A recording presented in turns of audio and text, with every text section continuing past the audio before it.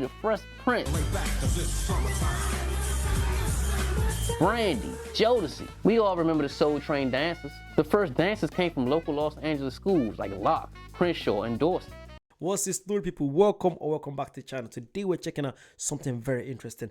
I've been getting comments lately saying, Eddie, check out the history of Soul Train.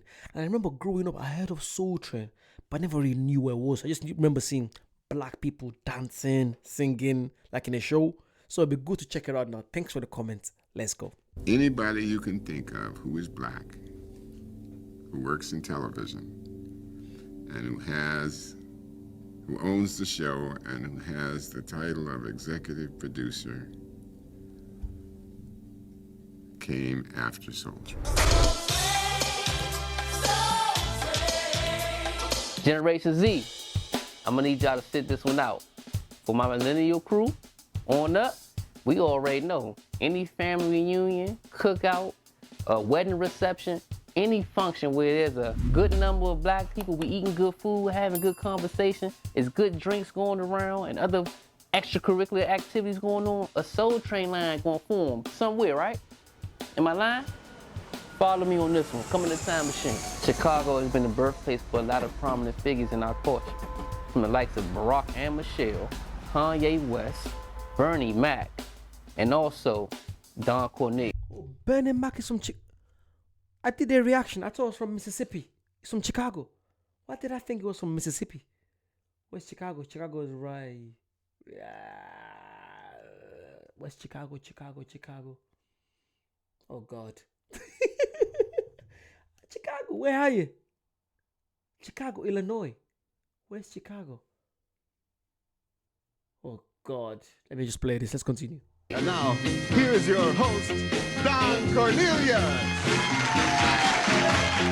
Hey, Don, welcome aboard. I can guarantee you'll enjoy the ride, especially if you like your soul ice cold. In 1936, Don Cornelius was born on the south side of Chicago. Don Cornelius graduated high school in 1954. Right after that, he joined the Marine Corps, where he served 18 months during the Korean War. He sold cars, car parts, and insurance when he eventually became a Chicago police officer. In 1966, he took broadcasting courses, which helped him land a job as a local DJ and announcer on a radio station. In 1967, he joined the Chicago TV station, WCIU, to host a show called Black's Views of the News. So in the 1960s, you had the Civil Rights Movement, we had Martin Luther King, we had Malcolm X, we had a lot of things going on.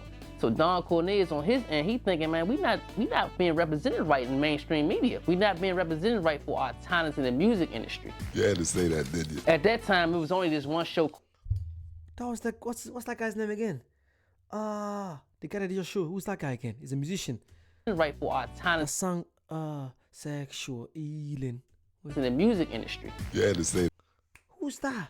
That's the guy that sang what's his name? Oh, I've forgotten his name now. He sang the song Sexual Healing, doesn't he? What's his name? Oh. That, did you? At that time, it was only this one show called Soul. It's Soul, and this is your announcer, Jerry B. That showed black TV, it showed black literature, it showed black live performances.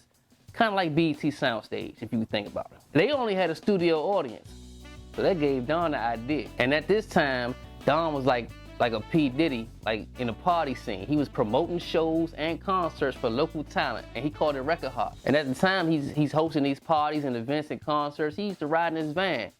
He used to call his van what? Called the Soul Train. This friend of mine was a Sears executive. His name is George O'Hare. And I used to bounce ideas off of him, and he would always listen. He never was willing to jump on anything. One day I came into his office and I sat down next to him.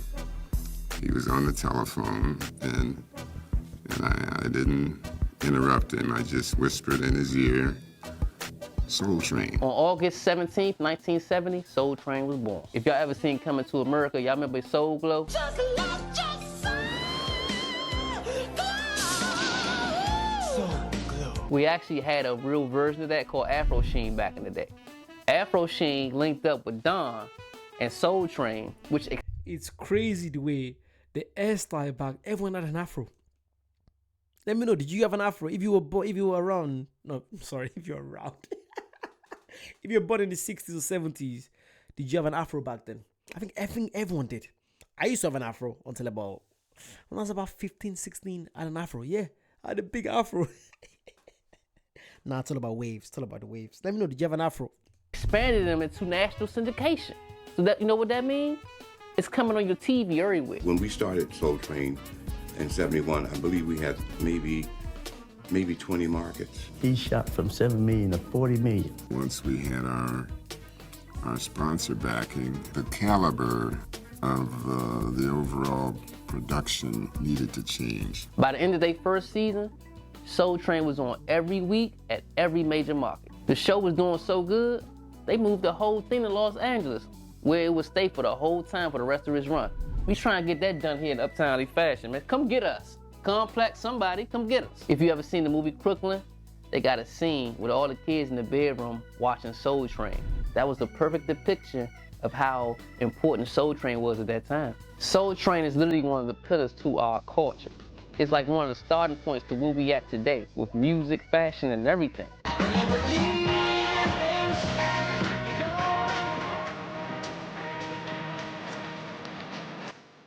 It's the first platform. The guy I was thinking of is Marvin Gaye. Let's get it wrong. Is that Marvin Gaye? Yeah, I think it's Marvin Gaye. I think it's definitely Marvin Gaye. That showcase black creativity as far as dancing and music and just style and fashion and everything we are today. Even the opening sequence of the show was crazy. Like the black animated train with multicolored smoke coming out of its mouth, or the chimney and steam coming out of the sides, passing through the city tunnel, through outer space and earth. Like that was fly. That was the era of the 70s. It was funky. It was the disco era. Most of the performers would lip sync. However, the presentations were live. Smokey Robinson, James Brown. These are two of the forefathers of soul music and one of the mothers, Aretha Franklin. In the 1970s, we had stars like DC's own Marvin Gaye, Bobby Womack, who was a wild boy, Aretha Franklin, like I already stated, the Jackson 5. That's where I've seen, see, when I think of Soul Train, whenever I have Soul Train, it's through Jackson 5. I remember I watched a documentary and it showed them performing. I think they found them on Soul Train. Did they? Did they not discover Jackson's on Soul Train? I think they did. So that's my experience of what Soul Train is. My knowledge of what Soul Train is. Isley Brothers, Gladys Knight and the Pips. In the 1980s, you had Rick James, Tina Marie, DeBarge, New Edition, and Whitney Houston. In the 1990s, Mary J. Blige, Tony, TLC, The Fresh Prince, Brandy, Jodeci. We all remember the Soul Train dancers. The first dancers came from local Los Angeles schools like Locke, Crenshaw, and Dorsey. And they all participated in line dancing, which highlight the skills of individual dancers. You had your notable dancers like Pat Davis, who was there from 71 to 76. You had your first non-black dancer in Cheryl Songs, who was there from 76 to 1990. They called her the Asian girl with the long hair. In the 1970s, there was a hit sitcom called What's Happening. The most memorable character on it was Rerun. Rerun started on Soul Train as a dancer. Famous actress, the lovely Rosie Perez, was also a choreographer. She worked with Bobby Brown, Janet Jackson, Diana Ross. She also worked on A Living Color. Y'all guess where she started at? Take a wild guess. Soul Train? Soul Train. But Nick Cannon, Dancing on Soul Train for Stop, man. niggas swear me and Afion. I was about to say Afion Crockett. one of his earliest, that was some good shit. We also had the Soul Train Scramble Board where two dancers would get 60 seconds to unscramble words to figure out that show's performer for that night or a notable person in Black history. I got some good party ideas for y'all too. You can do your own Soul Train Scramble Board as seen on TikTok, and you can purchase it off Amazon. By 1993, music evolved on the R&B level and all overall hip hop, rap. Soul music was kind of dying out.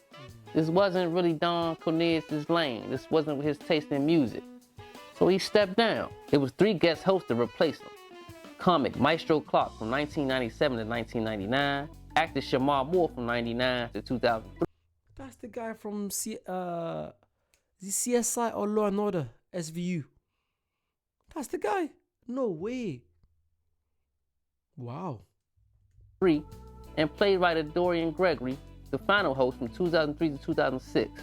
The show ended in 2006 after its 35th season. By 1987, Soul Train had its own award show, giving out notable awards to African Americans in our culture, from entertainment and music. The first Soul Train Awards host was Dionne Warwick and Luther Vandross, with Aunt Patty from 1992 to 1995, and again in 98. Also Erykah Badu from 2015 to 2017. The awards consist of Best New Artist, Song of the Year, and Best New Dance Performances. Without Soul Train being the platform that it was, being like a portal for black artists, a lot of them would have been lost in the wind. There'd been a lot of talented guys out here that we would have never known of. We probably would have never seen guys like Marvin Gaye. We'd never seen a Teddy Pendergrass.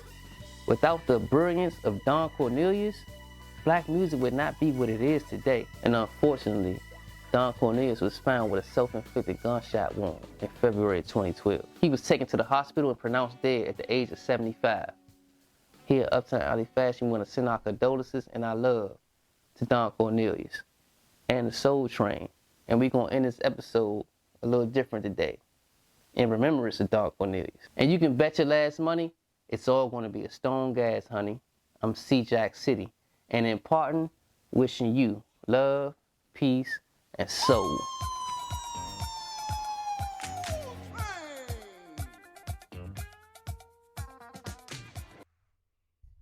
That ending threw me off.